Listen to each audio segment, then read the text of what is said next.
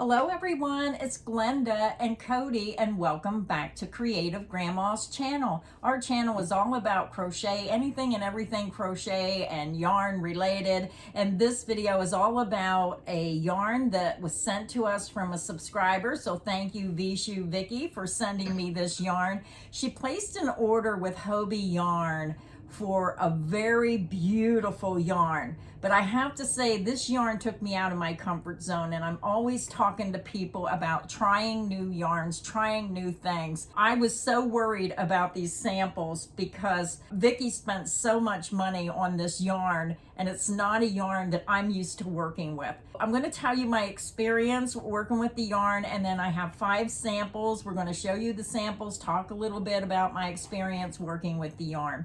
So Cody, go ahead and tell them a little bit about the yarn, and then we'll get into our yarn swatches. I just got to say, I'm going into this absolutely, completely blind. I didn't make any of these samples. Grandma made every one of these samples for today, so I'm just going to trust your opinion. I think you're intimidated by this yarn.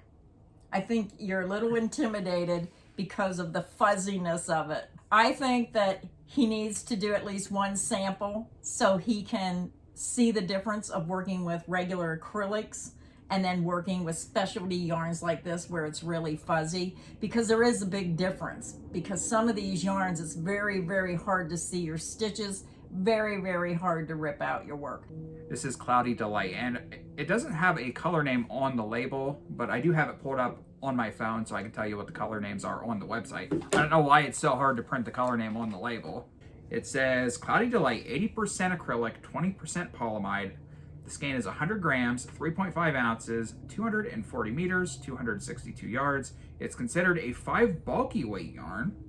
Must be because of the fuzziness. Yes, it is. Now, when you look at the yarn, you're going to see it has a real thin thread, but all this fuzziness is what makes it bulky. Yeah, that's what I meant. It is machine wash, lay flat to dry.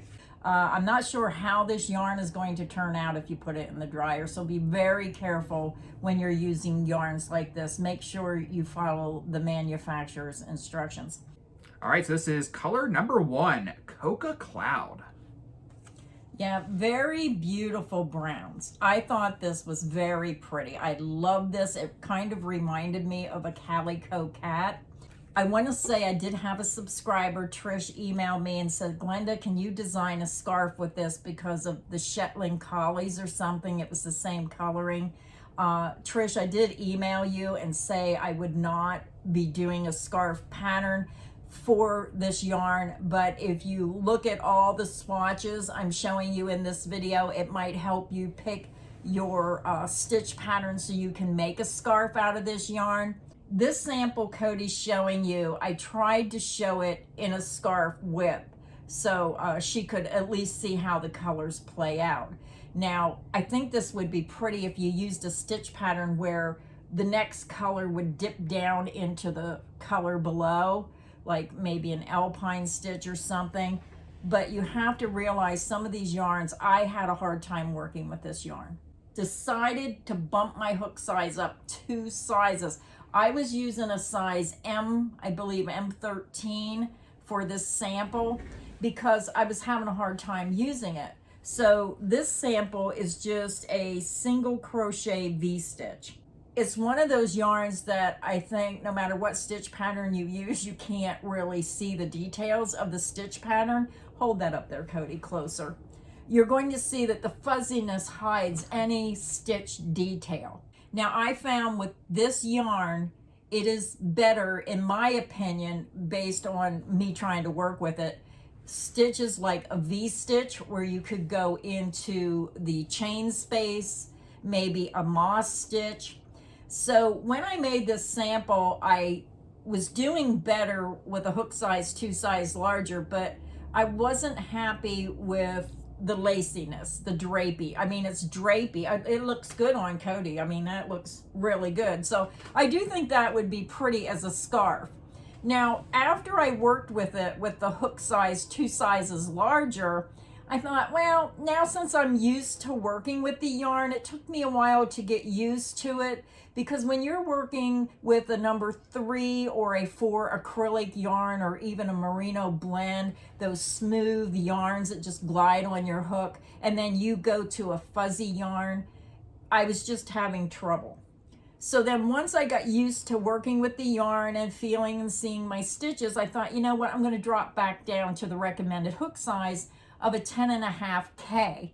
I was doing okay. So I do think that if you have trouble with the recommended hook size, just do a practice swatch with a larger hook.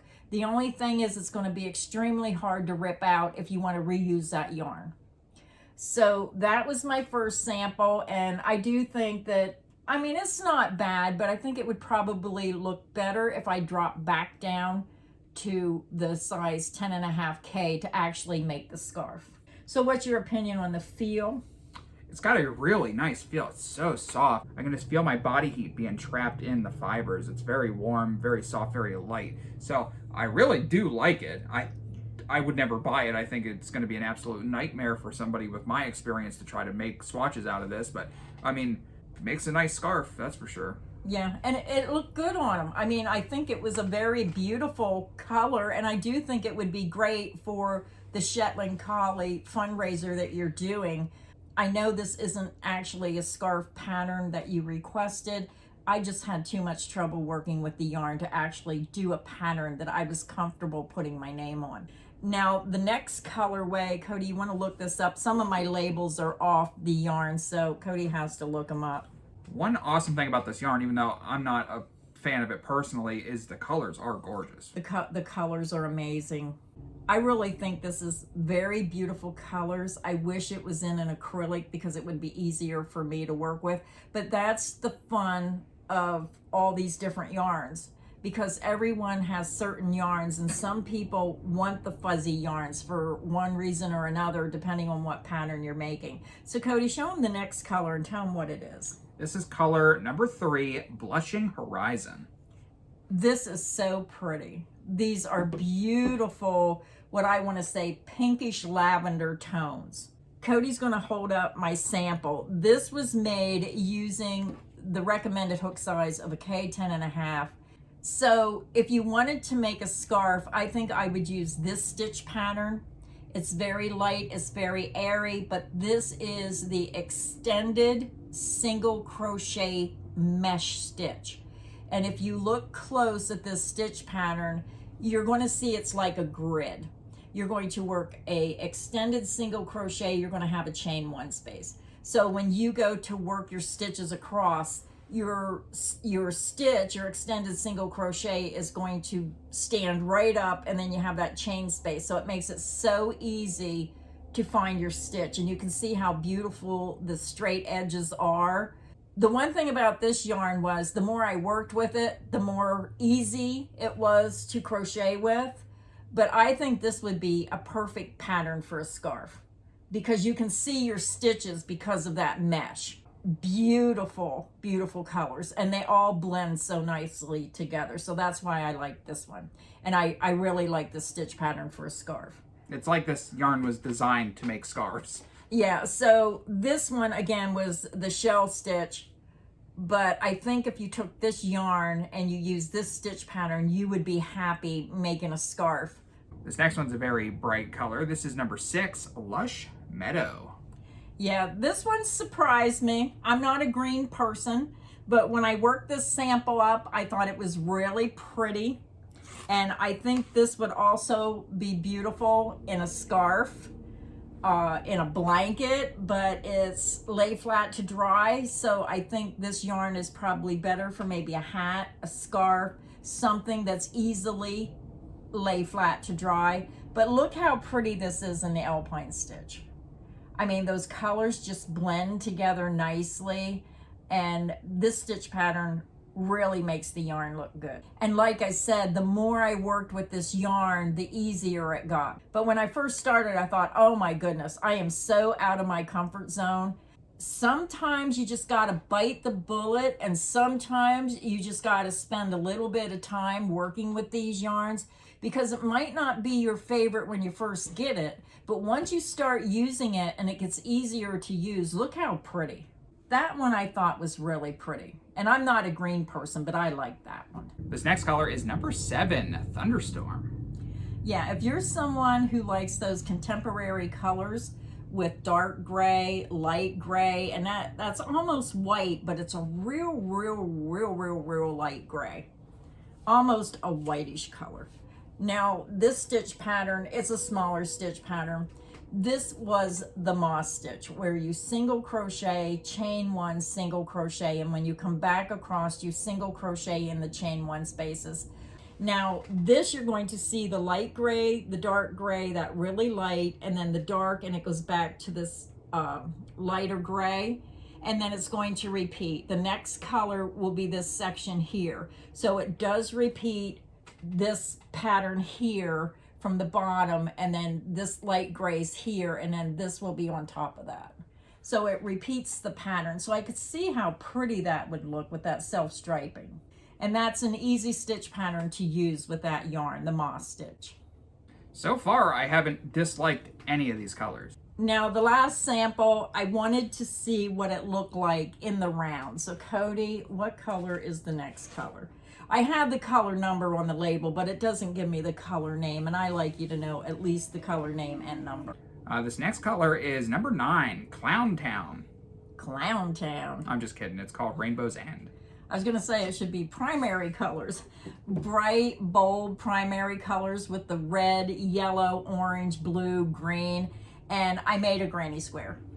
So I thought this was really pretty. Now, the larger the granny square gets, you're going to get more than one color going around, but the easiest pattern to use this yarn with would be a granny square, because you know you're going to put your stitches right into between the stitches below. Very easy to find where to put those stitches. I thought that was pretty, done in a granny square with those bright, bold colors. And I love rainbow colors, so I like that one. Very bright, happy colors.